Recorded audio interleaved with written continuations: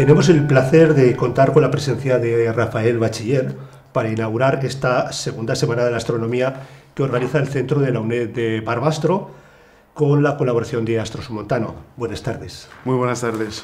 Bueno, don Rafael Bachiller García es astrónomo, es divulgador español, es académico de la Academia de Doctores de España y fundamentalmente director del Observatorio Astronómico Nacional y del Real Observatorio de Madrid. ¿Nos podría indicar qué labor realiza el Observatorio Astronómico Nacional?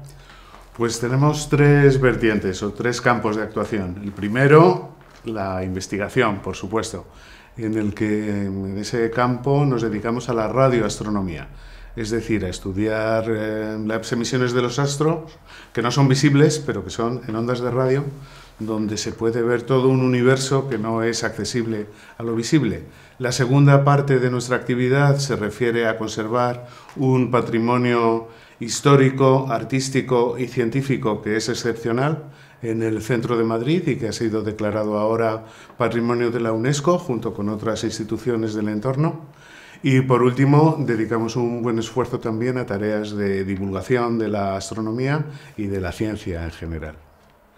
Ese edificio realmente es espléndido. Precisamente los orígenes se remontan, creo que a Carlos III, que siguió una propuesta de un célebre marino y científico, Jorge Juan, que ordenó la creación de este Real Observatorio de Madrid.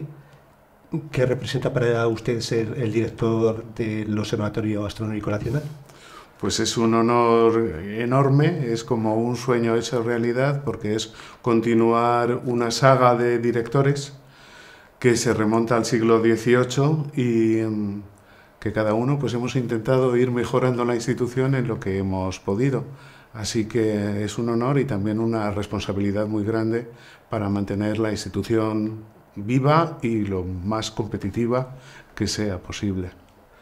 Bueno, paseando por el observatorio nos encontramos con una verdadera joya, que es el telescopio refractor con un espejo de 60 centímetros de diámetro que fue diseñado y construido por William Herschel.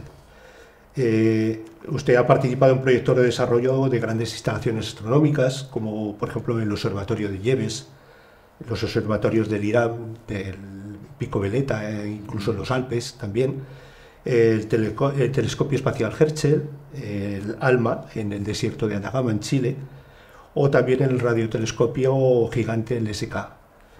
¿Qué representó para usted la figura de Herschel en la investigación astronómica? Pues Herschel es una figura muy inspiradora porque yo lo considero el mayor observador de la historia de la astronomía, es decir, la persona más experta en hacer observaciones de todo tipo, muy punteras. Solo con observaciones revolucionó la astronomía. Entonces, aunque sea un personaje que no es muy conocido del gran público, cuando uno se entera de su biografía, y no solo de la suya, sino de toda su familia, es decir, su hermana Carolina, que fue también la primera astrónoma profesional de la historia y también una persona excepcional, y su hijo John, la verdad es que resulta ser muy inspirador. Y de la misma manera que esos antepasados de que le hablaba antes, que tuvieron el sueño de tener un gran telescopio en España y participar en la gran aventura científica, pues nosotros ahora tratamos de seguir esa estela participando en esos proyectos de radioastronomía que a veces son tan ambiciosos que ni un país por sí solo no se los puede permitir, y por eso acudimos a estas colaboraciones internacionales que nos han llevado a construir los telescopios del Irán en Granada y en los Alpes franceses, o el ALMA en Atacama, o ahora el SKA en Sudáfrica y en Australia Occidental. Desde luego hacer una observación visual en Madrid yo creo que debe ser comprometido, ¿no? Creo que el Centro Astronómico de Yebes, en Guadalajara, es el mayor y el más importante observatorio astronómico con el que cuenta el Instituto Geográfico Nacional. ¿Qué labor de investigación se está llevando desde este centro? Pues como decía hace un momento, nos dedicamos a la radioastronomía. Tenemos un radiotelescopio de 40 metros, que es uno de los más potentes de una red europea de radiotelescopios que observan de manera coordinada para simular un telescopio tan grande como toda Europa y con la colaboración de otros radiotelescopios repartidos por el mundo, tan grandes como un telescopio tan grande como el planeta. Es mediante la técnica de interferometría de muy larga línea de base. Y bueno, en esa línea somos los únicos en España, digamos, que conocemos bien esa técnica desde el punto de vista del desarrollo de la instrumentación y luego contribuimos también a la explotación científica. Bueno, vamos a centrarnos un poco en su figura. Inició sus estudios de física en la Universidad de Grenoble y también en la Complutense de Madrid. ¿Por qué se dedicó a los estudios de física y más concretamente a la astronomía? Pues bueno, inicialmente yo estudié la carrera de físicas en Madrid, en la Complutense, y luego ya salí para mi doctorado al extranjero, y en concreto para especializarme en radioastronomía, que era una técnica que no existía en España. Pero inicialmente si estudié física es porque las matemáticas no se me daban mal y las consideraba demasiado abstractas, mientras que la física, la curiosidad de saber de qué está hecho el mundo, cómo está hecho, por qué las leyes son como son en la naturaleza, pues eso me llevó a estudiar física, y una vez estudié física teórica junto con astrofísica simultáneamente, y luego me decanté ya, como digo, por la astrofísica y por la radioastronomía. Bueno, su labor investigadora se centra en el estudio de la formación estelar. Así es. Y de las nebulosas planetarias. Cada vez se están descubriendo nuevos sistemas estelares. ¿En qué está centrada su labor investigadora en la actualidad?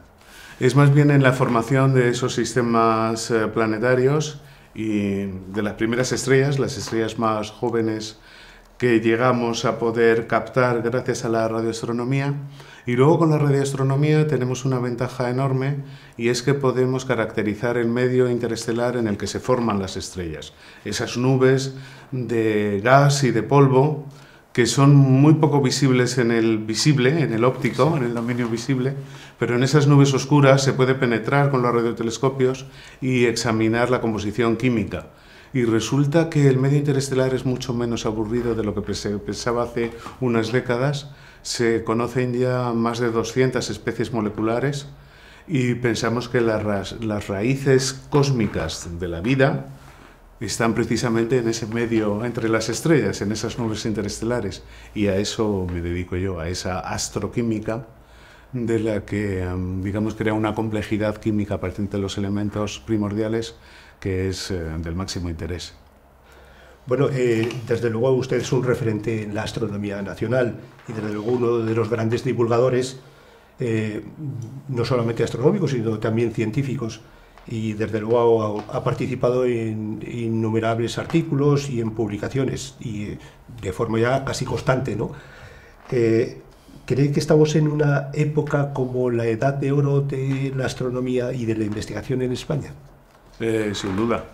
Vamos, de la astrofísica sin ninguna duda. Yo me considero sumamente afortunado por vivir esta época en la que prácticamente a diario se producen grandes o pequeños descubrimientos en el estudio del universo, en el que tenemos unas instalaciones telescópicas como nunca se habían visto antes, en el que tenemos estos telescopios espaciales como ahora el James Webb, que están revolucionando el estudio del cosmos. Así que sin ninguna duda es la edad de oro de la astrofísica, y en España, gracias a nuestro clima y a nuestros cielos todavía oscuros en algunos sitios, cada vez menos, pero en concreto aquí en esta región todavía bastante oscuros, pues estamos muy bien emplazados para participar en esta tarea de investigación, ¿no?, del universo.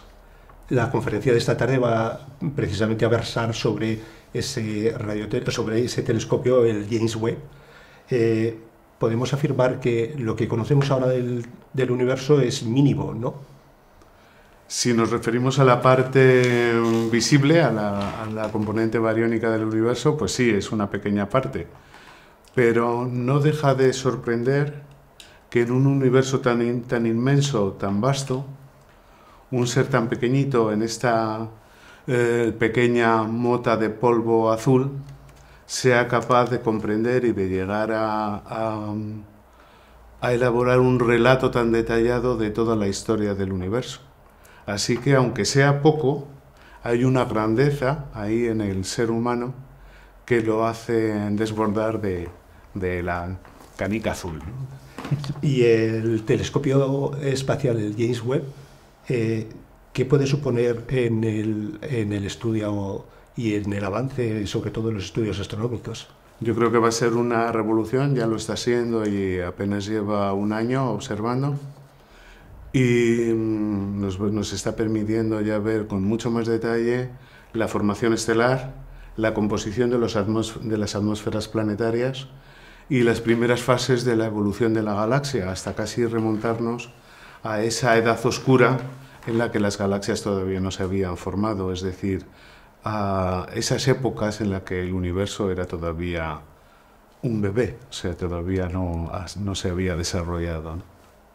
Pues nada más, simplemente damos las gracias a don Rafael Bachiller por acercarse hasta aquí, hasta Barbastro, y infundirnos un poquito de su conocimiento. Nada, es un placer el estar aquí y estoy encantado de estar con ustedes.